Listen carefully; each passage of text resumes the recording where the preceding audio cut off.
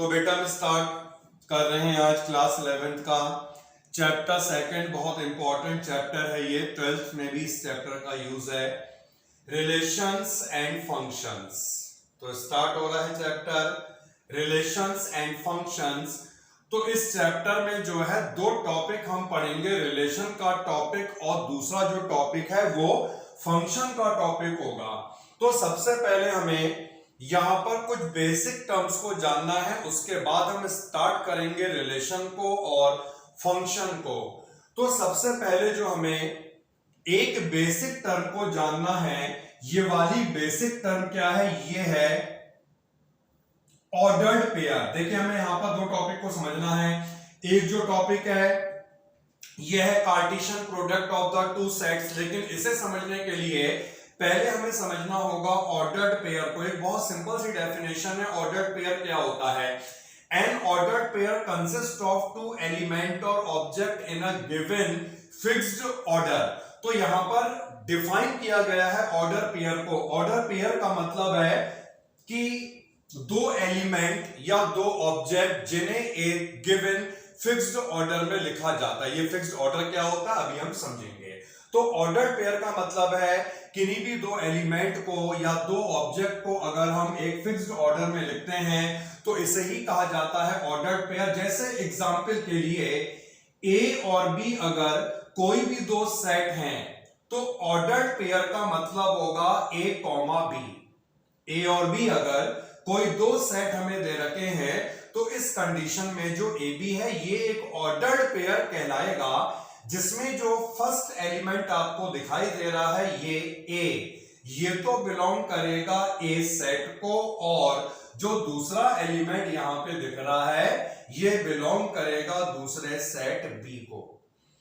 Ordered pair हम समझ सकते हैं कोऑर्डिनेट ज्योमेट्री में जो हमने कोऑर्डिनेट पढ़ा वही एक तरह का ऑर्डर्ड पेयर कहलाता है। लेकिन यहां पर जो ऑर्डर्ड पेयर है इसका रिलेशन, इसका संबंध यहां पर जो है वो सेट से है। तो ए और बी अगर कोई दो सेट दिए हैं, ऑर्डर्ड पेयर का मतलब है ए कॉमा बी। इसमें जो आपको स्मॉल ए दिख रहा है ये एक एलिमेंट है जो ए सेट को बिलोंग करेगा, और जो दूसरा एलिमेंट यहां पर बी दिखाई दे रहा है ये कोई दूसरा एलिमेंट है जो बी सेट को बिलोंग करेगा। तो ऑर्डर्ड पेयर का मतलब है दो एलिमेंट, दो ऑब्जेक्ट एक गिवन फिक्स्ड ऑर्डर में। फिक्स्ड ऑर्डर का मतलब यहां पर हुआ अगर हमने यहां पर ए कॉमा बी लिखा है तो ये ए पहले वाले सेट ए को डिनोट कर रहा है, जो बी लिखा है दूसरे वाले सेट बी को डिनोट कर रहा है। आगे बढ़ते हैं, छोटा सा पॉइंट समझते हैं।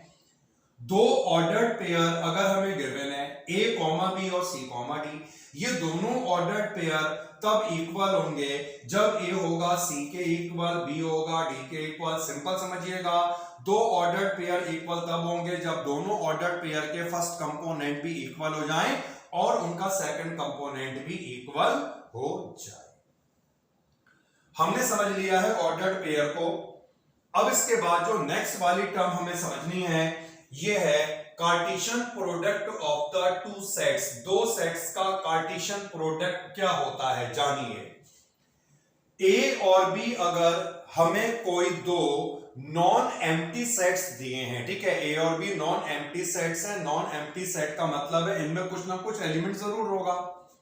तो ए और बी अगर दो नॉन एम्प्टी सेट्स हमें गिवन है, the set of all ordered pair A comma B, जितने भी ऑर्डर्ड पेयर के सेट बनेंगे ए कॉमा बी की फॉर्म में, कंडीशन क्या है, सच दैट ऑर्डर्ड पेयर में जो ए एलिमेंट होगा ये सेट ए को बिलोंग करेगा, जो दूसरा एलिमेंट यहां पर बी होगा ये दूसरे सेट बी को बिलोंग करेगा। इसे ही कहा जाता है दो सेट का कार्टेशियन प्रोडक्ट, जिसे हम डिनोट करते हैं ए क्रॉस बी से। तो दो सेट का अगर हमें कार्टेशियन प्रोडक्ट निकालना है, इसका मतलब है वो एक ऑर्डर्ड पेयर होगा। उस ऑर्डर्ड पेयर में फर्स्ट जो एलिमेंट है वो पहले वाले सेट को बिलोंग करना चाहिए। पहले वाले सेट का क्या मतलब हुआ यहाँ पे, ए सेट। और जो दूसरा एलिमेंट भी होगा वो दूसरे वाले सेट को बिलोंग करना चाहिए, मतलब कि बी सेट को बिलोंग करना चाहिए। जैसे कि यहाँ पे दिखाया गया है, दो सेट का कार्टेशियन प्रोडक्ट मतलब ए क्रॉस बी, इसे हम ए कॉमा बी लिखेंगे, मतलब ये एक ऑर्डर्ड पेयर होगा, such that first element belongs to the first set and second element in this ordered pair belongs to the second set। अगर ये बेटा उल्टा हो जाए, मान लो अगर ये A क्रॉस B नहीं हो, B क्रॉस A हो, उस कंडीशन में जो ऑर्डर्ड पेयर बनेगा उसमें पहला एलिमेंट B का होगा, दूसरा एलिमेंट A का होगा। अगर ये कार्टेशियन प्रोडक्ट हमने A क्रॉस B डिफाइन करा है तो पहला एलिमेंट A का ही होना चाहिए, दूसरा एलिमेंट B का ही होना चाहिए। यही कहलाता है दो सेट का कार्टेशियन प्रोडक्ट। अब एक पॉइंट और समझ लें, बहुत सिंपल सा पॉइंट है। सेट A में अगर नंबर ऑफ एलिमेंट m है, दूसरे वाले सेट B में अगर नंबर ऑफ एलिमेंट n है, तो A क्रॉस B में टोटल नंबर ऑफ एलिमेंट बनेंगे m इंटू n। ठीक है बेटा, टोटल नंबर ऑफ एलिमेंट बनेंगे m इंटू n। तो कार्टेशियन प्रोडक्ट क्या होता है, इसे जानने के लिए हम यहां पर एक एग्जाम्पल ले लेते हैं। वैसे तो हमें एक एक्सरसाइज को कवर करना है जिसमें ये पूरा कंसेप्ट क्लियर हो जाएगा, क्वेश्चन की प्रैक्टिस होगी, फिर भी एक छोटा सा एग्जाम्पल। मान लीजिए यहां पर हमें एक सेट ए दिया है और इस सेट के एलिमेंट हैं ए कॉमा डी। दूसरा सेट हमें यहां पर बी गिवन है, इस सेट के एलिमेंट हैं 1 कॉमा 2। अगर हमें यहां पर इन दोनों सेट का कार्टेशियन प्रोडक्ट निकालना है तो हमने क्या पढ़ा था, कार्टेशियन प्रोडक्ट क्या डिनोट करता है, ऑर्डर्ड पेयर को डिनोट करता है। ऑर्डर्ड पेयर कैसे बनेगा, ए कॉमा बी की फॉर्म में बनेगा। ए बी क्या होते हैं, ए जो है वो फर्स्ट वाले सेट का एलिमेंट होना चाहिए, बी होना चाहिए सेकंड वाले एलिमेंट का सेट। तो अगर हम यहां पर ए क्रॉस बी कह रहे हैं तो पहला सेट हमारा ए हो गया, यानी एक एलिमेंट ए सेट का दूसरा एलिमेंट बी सेट का, जैसे a कॉमा 1। इसी तरह से एक एलिमेंट ए सेट का दूसरा बी सेट का a कॉमा 2, और ऐसे ही d कॉमा 1 और यहां पर बनेगा d कॉमा 2। क्लियर बेटा? तो यही कहलाता है दो सेट का कार्टेशियन प्रोडक्ट, क्योंकि ये भी एक सेट है तो इसलिए जितने भी एलिमेंट आएंगे, जितने भी एलिमेंट ही कहेंगे, यहां पे क्या बने, ऑर्डर्ड पेयर बने। तो जितने भी ऑर्डर्ड पेयर बनेंगे सबको कर्ली ब्रैकेट में रखा जाएगा। अब मान लो अगर ये उल्टा हो जाता, अगर ये बी क्रॉस ए होता तो क्या होता, पहला एलिमेंट बी का लेते फिर ए का लेते, जैसे 1 comma A, 2 comma A, 1 comma D, 2 comma D and so on. और जो ये वाला पॉइंट हमने समझा था ये क्या है, अगर ए सेट में m एलिमेंट है, बी में n है, यानी इसमें 2 एलिमेंट है, इसमें 2 हैं, तो a क्रॉस b में टोटल एलिमेंट कितने बनेंगे, 2 इंटू 2, यानी कि 4 एलिमेंट या 4 ऑर्डर्ड पेयर। तो ये हमने समझ लिया ऑर्डर्ड पेयर क्या होता है, कार्टेशियन प्रोडक्ट क्या होता है, इसे नोट करिए। 2 पॉइंट ये हमने समझे हैं और ये दोनों पॉइंट जो हैं वो रिलेशंस जब हम पढ़ेंगे तो वहां पे आगे काम आएंगे। तो जो हमने यहां पर ये पॉइंट समझ लिया है ऑर्डर्ड पेयर का और Cartesian product of two sets का, इसके बेसिस पर एनसीईआरटी में हमें एक एक्सरसाइज मिलेगी और यह है एक्सरसाइज नंबर 2.1। तो आइए इस एक्सरसाइज को आज हम कवर करें, कंप्लीट करें। पढ़ लेते हैं क्वेश्चन को। फर्स्ट वाला जो क्वेश्चन है बहुत सिंपल सा क्वेश्चन है, एक ऑर्डर्ड पेयर ये है, दूसरा ऑर्डर्ड पेयर ये है, ये दोनों ऑर्डर्ड पेयर यहां पर इक्वल गिवन हैं। और अभी हमने जान लिया था दो ऑर्डर्ड पेयर इक्वल कब होते हैं, जब उन दोनों ऑर्डर्ड पेयर में फर्स्ट कंपोनेंट इक्वल होगा और दोनों ऑर्डर्ड पेयर में जब सेकंड कंपोनेंट इक्वल होगा। तो सिंपल सी बात है, अगर ये दोनों इक्वल है इसका क्या मतलब है, x upon 3 plus 1 is equal to 5 upon 3, और जो दूसरा ऑर्डर्ड पेयर दिख रहा है y minus 2 upon 3 is equal to 1 upon 3। दोनों को इक्वेट कर लो और हमें इसमें x और y निकालना था, मिल जाएगा x और y। x कितना आएगा बेटा बताना, x4, नहीं, हाँ हाँ 2 आएगा, तो x से 2 आएगा एंड y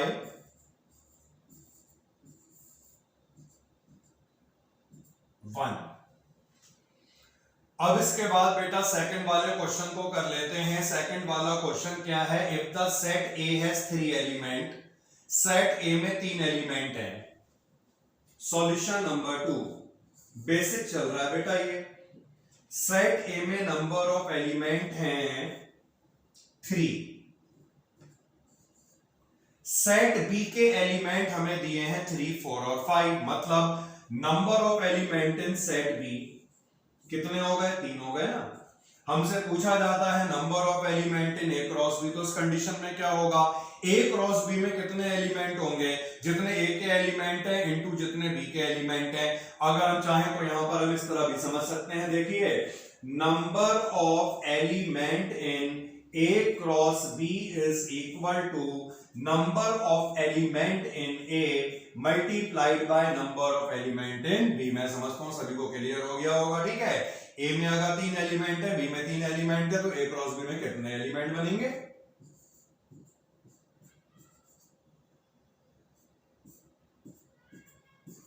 9 एलिमेंट बनेंगे। इसके बाद सॉल्यूशन नंबर 3 पे आइए। Simple simple question, set G given set H given, find करना है G क्रॉस H और फाइंड करना है H क्रॉस G। तो सबसे पहले हम यहां पर लिख लेते हैं G सेट क्या है, 7 8। H वाला सेट है 5 4 2।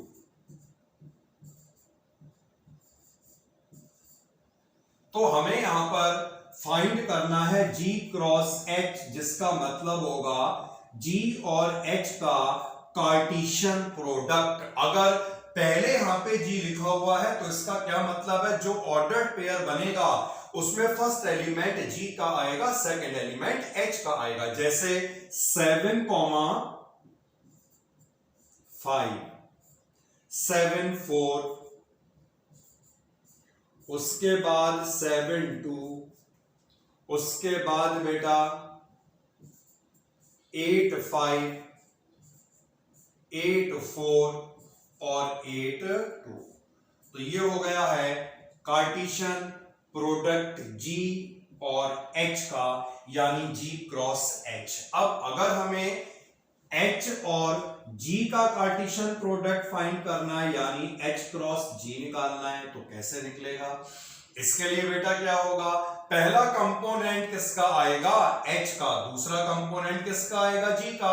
यानी जो ऑर्डर पेयर बनेगा वो कैसे बनेगा, 5 7 5 8 4 7 4 8। समझ गए होगे। या फिर एक काम करो, जो यहां पर ऑर्डर पेयर बने उन्हें को उल्टा कर दो। क्लियर और not.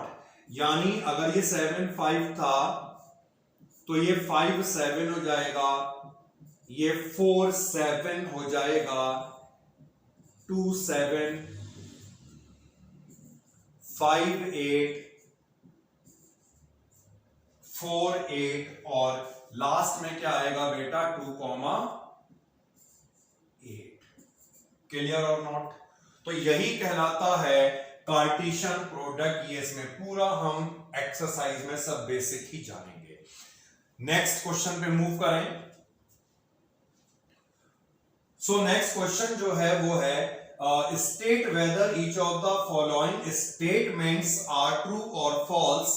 If the statement is false rewrite the given statement correctly. ठीक है भाई, कर लेंगे करेक्ट, कोई बात नहीं। फर्स्ट पार्ट का सॉल्यूशन,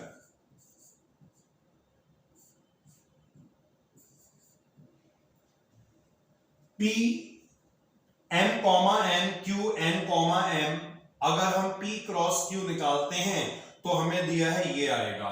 ये तो मुझे है बेटा, देखिए अगर P और Q का कार्टेशियन प्रोडक्ट निकाला जाए, इसमें 2 एलिमेंट है, इसमें 2 है, 4 आने चाहिए था ना। तो कौन कौन से एलिमेंट इसमें आने चाहिए थे, m comma n, m comma m, n comma n and n comma m। जबकि यहां पर p क्रॉस q में केवल दो ही एलिमेंट गिवन है, तो करेक्ट स्टेटमेंट तो ये हो गया, और जो हमें ये दिया था ये क्या हो गया, फॉल्स। अब इसके बाद जो सेकंड वाला पार्ट हम करेंगे, ये जानते हैं क्या है, A and B are non empty set, ठीक है। अगर ए और बी नॉन एम्प्टी सेट है, then A cross B is a non empty set of ordered pair x, y such that x belongs to A and y belongs to B। बताइए सही होगा या गलत होगा? A और B अगर non empty set है, नॉन एम्प्टी सेट का क्या मतलब हुआ, दोनों में कुछ ना कुछ एलिमेंट प्रेजेंट है।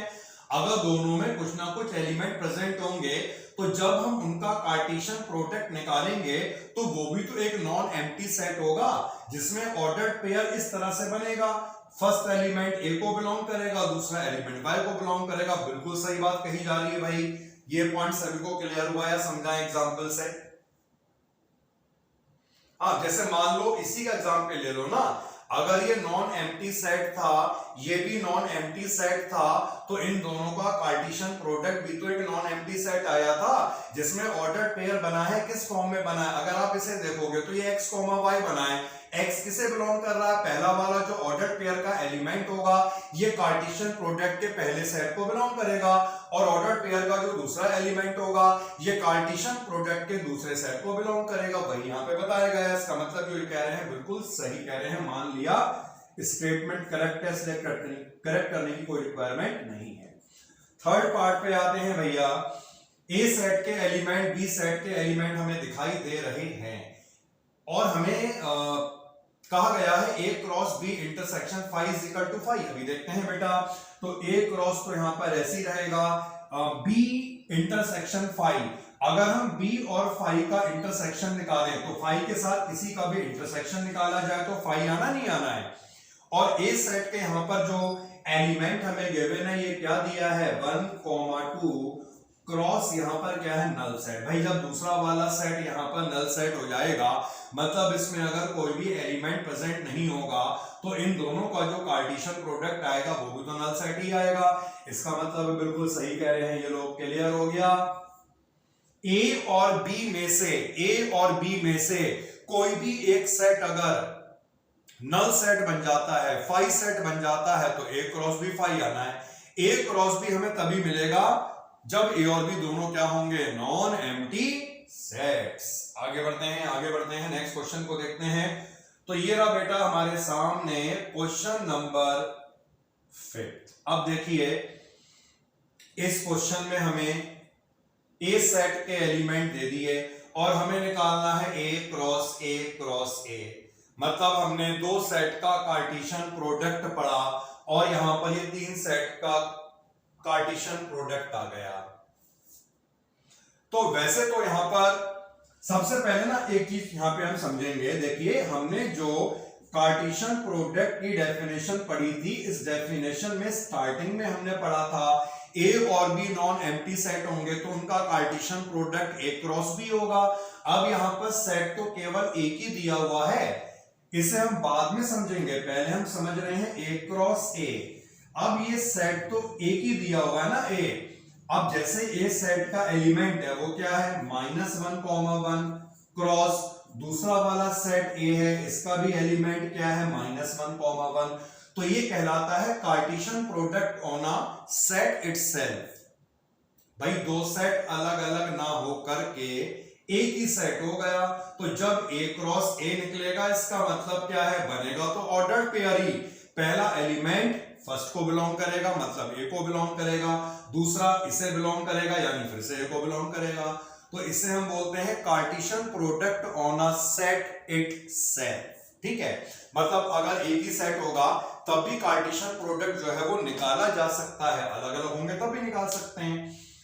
तो यहां पर बेटा ए क्रॉस ए निकालना है, तो इसके लिए ना पहले हमने दोनों का निकाल दिया, वैसे हम तीनों का भी एक साथ निकाल सकते हैं, इस पे मैं आपको लिखवा दूंगा स्टेटमेंट।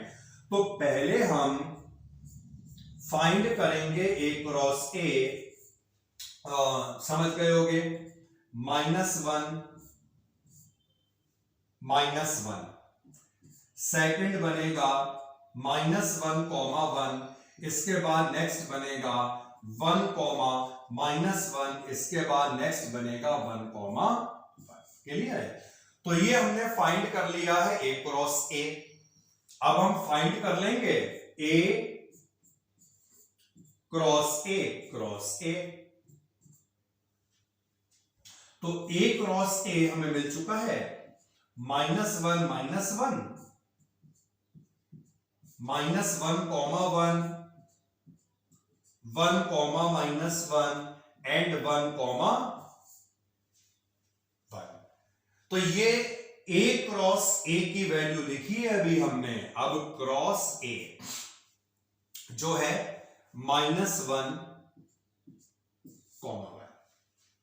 तो बेटा अब इन दोनों का हमें कार्टेशियन प्रोडक्ट निकालना है। तो अगर हमें इन दोनों का कार्टेशियन प्रोडक्ट निकालने से क्या मतलब है, एक एलिमेंट इसका आएगा, एक एलिमेंट इसका आएगा।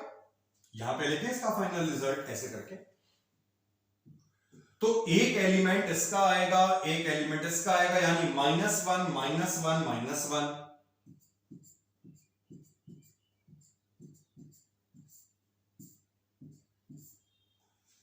फिर उसके बाद -1, -1, 1।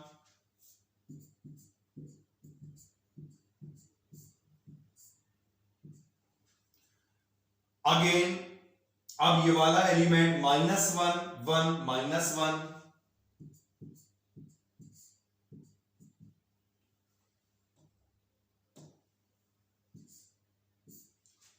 ठीक है, -1, 1 और ये -1 था बेटा।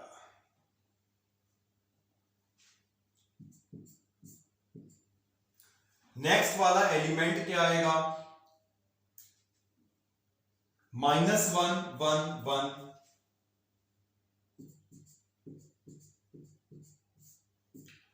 और ऐसे ही लिखते रहो यार, 1, -1, -1।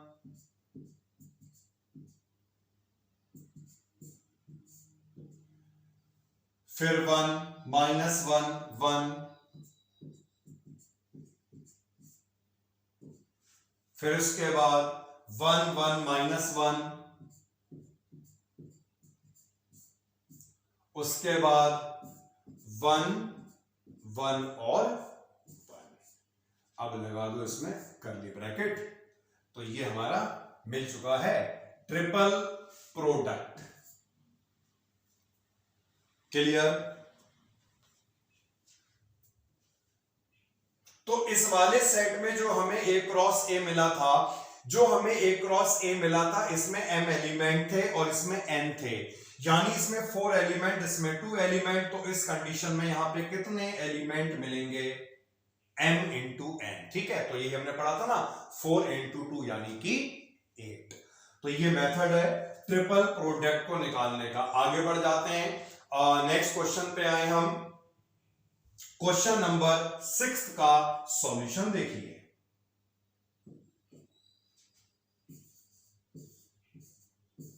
सिक्स्थ वाला जो क्वेश्चन है बेटा, ए सेट 1, 2 है, बी सेट दिया है, नहीं 6 तो ये रहा, ए क्रॉस बी हमें दिया है। ठीक है, बहुत अच्छी बात है ये। Find A and B. अब अगर हमें सेट ए और बी दिया होता था, उससे हम कार्टेशियन प्रोडक्ट निकालते थे। कार्टेशियन प्रोडक्ट अगर दिया हुआ तो इससे हम सेट भी तो निकाल सकते हैं, क्योंकि हमें मालूम है कार्टेशियन प्रोडक्ट में जो ऑर्डर्ड पेयर बनेंगे, उन ऑर्डर्ड पेयर में जो फर्स्ट एलिमेंट होगा वो पहले वाले सेट को बिलोंग करेगा, दूसरा एलिमेंट दूसरे सेट को बिलोंग करेगा। तो अगर ये ए क्रॉस बी है, इसका क्या मतलब है, जितने भी ऑर्डर्ड पेयर तुम्हें यहां पे दिख रहे हैं, जितने भी का मतलब 4 दिख रहे हैं, इन ऑर्डर्ड पेयर में जो पहला कंपोनेंट होगा वो ए सेट का होगा, दूसरा कंपोनेंट बी सेट का होगा। तो ए सेट के एलिमेंट क्या होने चाहिए, ऑर्डर्ड पेयर का पहला component A A B B. लेकिन आपको मालूम है ना सेट में रिपीटिशन तो होता नहीं है, तो क्या होगा, एक बार ए लिखेंगे एक बार बी लिखेंगे। अब अगर हम बी सेट की बात करें तो इसमें जो ऑर्डर्ड पेयर बने हैं इनमें सेकंड कंपोनेंट जो होगा वो बी सेट होता है। सेकंड कंपोनेंट का क्या मतलब है, एक्स वाई एक्स वाई। फिर से रिपीटिशन हो रहा है, केवल क्या आएगा, एक्स कॉमा वाई। क्लियर हुआ बेटा यहां तक? नाउ क्वेश्चन नंबर 7 हमारे सामने है। ए सेट है, बी है, सी है, डी है और हमें वेरीफाई करना है फर्स्ट वाले पार्ट में A cross B intersection C is equal to this, और सेकंड वाले पार्ट में A cross B subset of B cross D.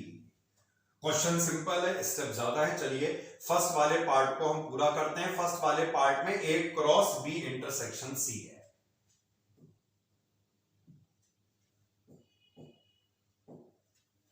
Question 7 first part, जिसमें हमें फाइंड करना है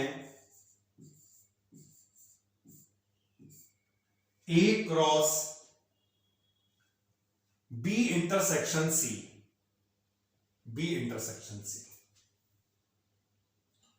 तो बेटा हम क्या कर रहे हैं ना, सबसे पहले हम ये वाली साइड को निकाल रहे हैं, फिर हम दूसरी साइड को निकालेंगे, ठीक है।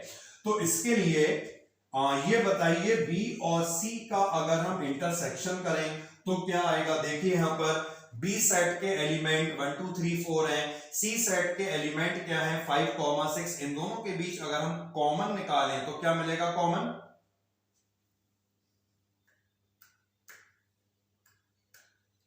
कुछ भी कॉमन नहीं है, इसका मतलब है यहां पर जो कॉमन आएगा ये नल सेट होगा।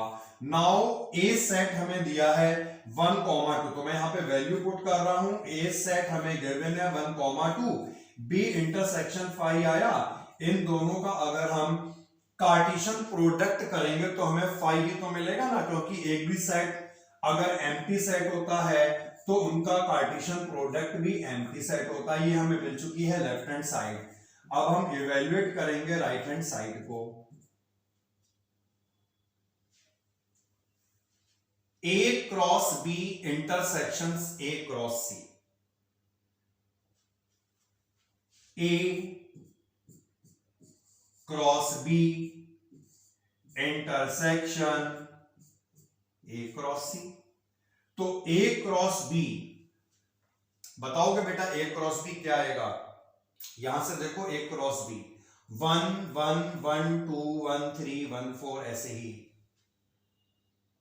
तो बताएं बेटा ए क्रॉस बी क्या आएगा, 1 1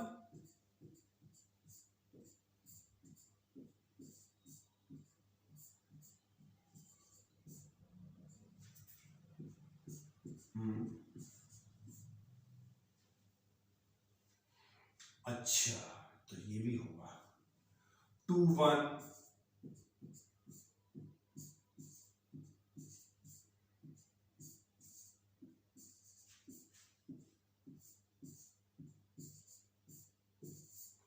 ये फाइंड हुआ है अभी ए क्रॉस बी। अब हम फाइंड करेंगे यहां पर ये रहा इंटरसेक्शन, ठीक है। अब फाइंड करेंगे हम ए क्रॉस सी। देखिए ए क्रॉस सी 1 5 1 6 2 5 2 6 1 5 1 6 2 5 2 6। अब अगर इस कार्टेशियन प्रोडक्ट और इस कार्टेशियन प्रोडक्ट में इंटरसेक्शन निकाला जाए, इनके बीच बेटा कुछ दिख रहा है कॉमन, तो ये भी 5 आ गया और ये भी 5 आ गया, ठीक है ना। ये राइट हैंड साइड दोनों इक्वल हो गई, तो ये वाला पार्ट हमने कर लिया है वेरीफाई, हो गया वेरीफाई। अब इसके बाद सेकंड वाले पार्ट को वेरीफाई करना है, और ये क्या है जानते हैं, A cross C B cross D का सब सेट होगा, ठीक है। सेकंड पार्ट तो सेकंड पार्ट में हमें ए क्रॉस सी निकालना होगा। पहले तो ए क्रॉस सी हम निकाल चुके हैं, यहां पे इसे लिख देते हैं 1 5 1 6 2 5 और 2 6।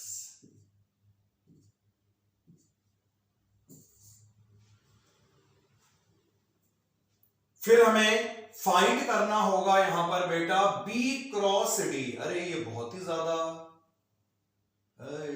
B cross D, B cross D दिख रहा है, बी क्रॉस डी। चलिए दिख तो मुझे भी रहा था लेकिन यार अब नहीं दिख रहा है। बताओ बेटा बी क्रॉस डी क्या आएगा बेटा? कोई बात नहीं, करना है एक बार क्वेश्चन।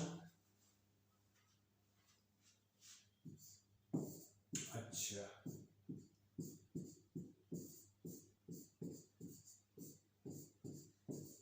1 8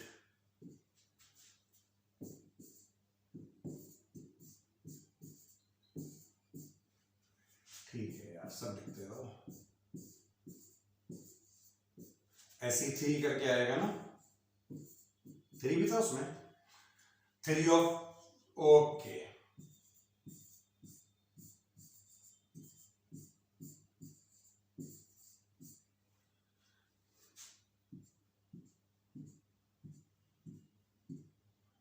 इनके बीच में भी लगा तो यार कॉमा हटाओ। और ऐसे ही यहां पर 4 5 4 6 4 7 4 8 16 एलिमेंट बनेंगे।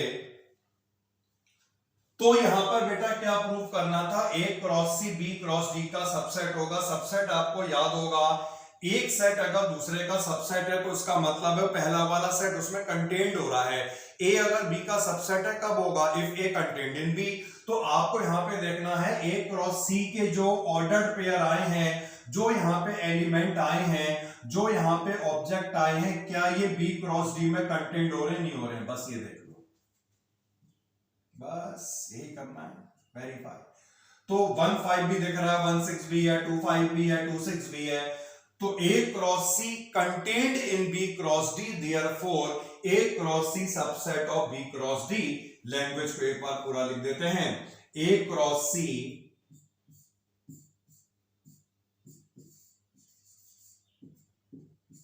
contained in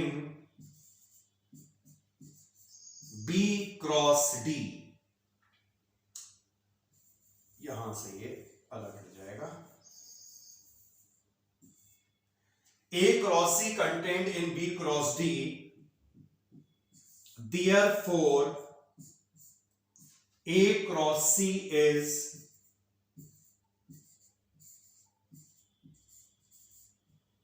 subset of B cross D। Clear और नॉट? नोट कर लें बेटा। हालांकि क्वेश्चन बहुत सिंपल है, ये सब बेसिक्स है, लेकिन जब बेसिक स्ट्रॉन्ग होंगे तभी हमें आगे बड़े बड़े क्वेश्चन को करने में हेल्प मिलेगी।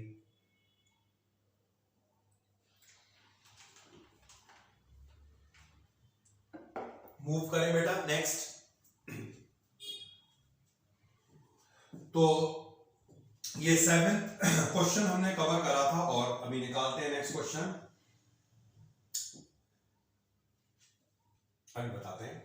तो क्वेश्चन नंबर 8th और क्वेश्चन नंबर 9th, 2 क्वेश्चन आ गए हैं सामने, तो इन क्वेश्चन को करा जाए जरा। क्वेश्चन नंबर 8th में है set A 1, 2 set B 3, 4 right A cross B, how many subset will A cross B have, list them.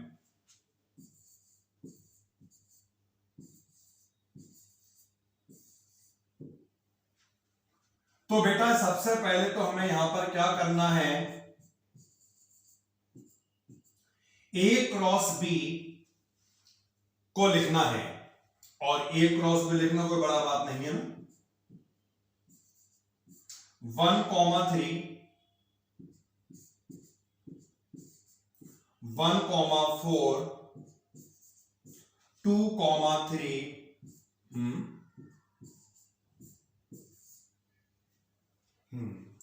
2 की पावर में। देखिए हमने सेट में फॉर्मूला पढ़ा था, अगर सेट में n एलिमेंट होते हैं तो उस सेट में सबसेट हुआ करते हैं 2 की पावर n। अब यहां पर बेटा जो A क्रॉस B है, जो यहां पर A क्रॉस B है, ये भी तो एक सेट है। क्या पढ़ा था हमने? Cartesian product of a set, तो ये भी एक सेट ही होगा, लेकिन यहां पर एलिमेंट ऑर्डर पेयर की फॉर्म में आते हैं। तो अगर A क्रॉस B में 4 एलिमेंट हो गए तो इसके सबसेट कितने बनने चाहिए? 2 की पावर 4, यानी कि देखिए हाँ नंबर ऑफ एलिमेंट आ जाते हैं, लेकिन हमने इसलिए निकाला कि अभी हमें क्या करना है, लिस्ट देम, सबसेट भी लिखने हैं ना, तो थोड़ा सा हेल्प मिलेगी इसलिए लिखा। देखिए ये तो तरीका वही है जो हमने सेट में पढ़ा। किसी भी सेट में अगर n एलिमेंट होते हैं, सबसेट इतने बनेंगे, 4 एलिमेंट इतने बनेंगे।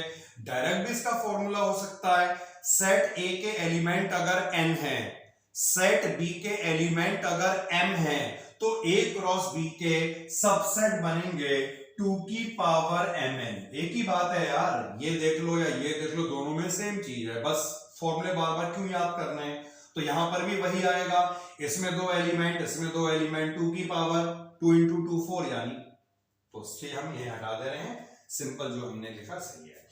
तो बेटा ये तो सबसेट कितने होंगे वो आया, अब सबसेट को लिस्ट भी तो करना है। 16 सबसेट बनेंगे। देखिए सबसेट को बनाने का तरीका क्या था, अब हम सबसेट बना रहे हैं। सबसे पहले आएगा क्या, 5 हर एक सेट का सबसेट होता है। इसके बाद अगर ये 4 एलिमेंट हैं तो क्या आना चाहिए, 1 3, सबसेट बन रहा है, कर्ली ब्रैकेट लगेगा। 1 3 के बाद 1 4, 1 4 के बाद 2 3, 2 4। अब फिर हम 2-2 के पेयर बनाया करते थे। 2-2 के पेयर कैसे, यहां नीचे लिख दे रहे हैं, 1 3 1 4,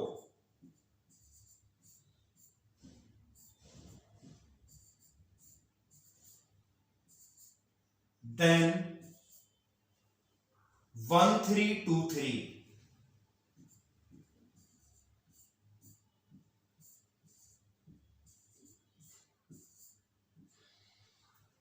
1 3 2 4,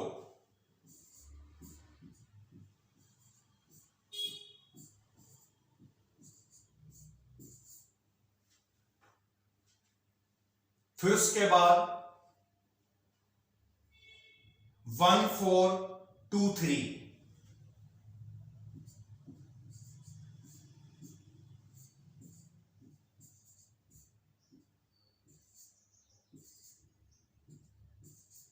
then 2 3 2 4,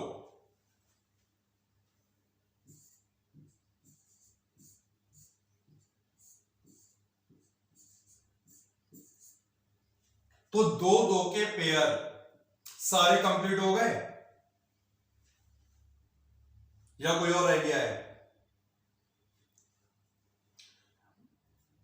अब इसके बाद 3-3 के पेयर लेंगे, 1 3 1 4 2 3,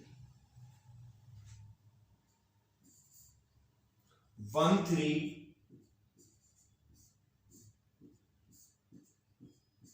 1 4 2 3,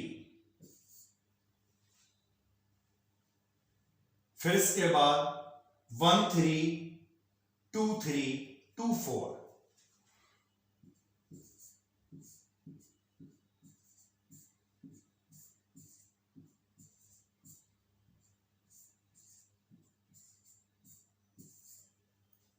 फिर उसके बाद 1 4 2 3 2 4।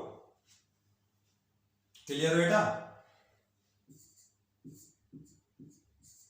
1 4 2 3 2 4, फिर उसके बाद 3 3 के पेयर सारे कंप्लीट हो गए। अब उसके बाद ये पूरा 4 का पेयर,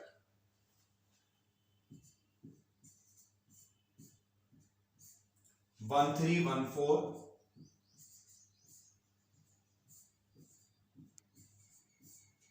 2 3 और 2 4। तो वैसे नॉर्मल क्वेश्चन है, ऐसे आते नहीं है, लेकिन ये है कि बेसिक चल रहा है तो उसे कवर करना पड़ेगा, है ना। हालांकि इस टाइप के आते नहीं है, सिंपल है, अगर आ जाए तो इससे अच्छी बात क्या है।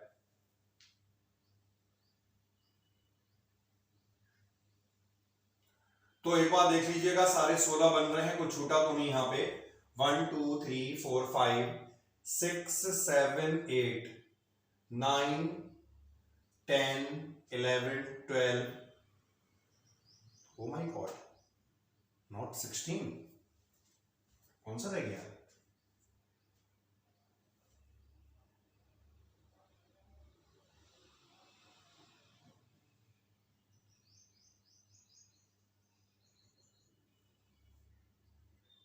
वन थ्री, हाँ हमने 1 3 का कॉम्बिनेशन जो लिया था, ये हमने 1 3 लिया, 1 4 लिया, 2 3 लिया, फिर 1 3 लिया, 2 3 2 4 लिया। हाँ तो ये हमने इसके कॉम्बिनेशन ही लिए, सही है। इसके कॉम्बिनेशन में ये कहाँ गया? 1 3 2 3 2 4 नहीं आया, ये तो आ गया है 1 3 1 4 2 3 आ तो गया है।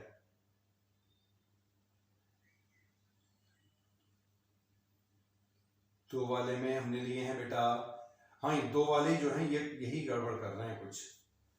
अभी देखते हैं, 1 3 1 4 1 3 2 3 1 3 2 4, सही है। 1 4 2 3, हाँ 1 4 2 3 1 4 2 4 गायब है एक।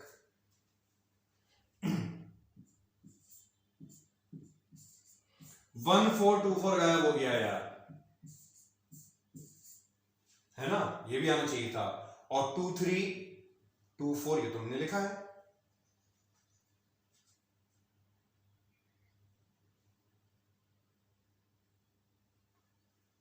तीन वाले देखते हैं, बाकी सही लग रहा है। 1 3 1 4 2 3 1 3 2 3 2 4 लिखा तो है।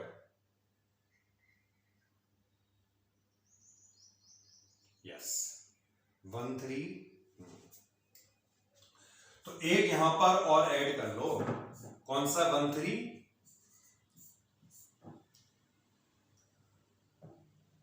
हाँ 1 3 1 4 और 2 4 लो, लिख दो यार, इसमें क्या बवाल है।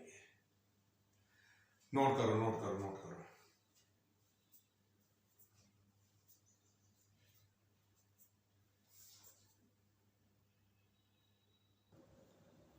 चलिए बेटा जल्दी से देख लेते हैं, 9th क्वेश्चन रह गया है और इसके बाद एक और रह गया होगा यार एक्सरसाइज का, इसे कवर कर लेते हैं।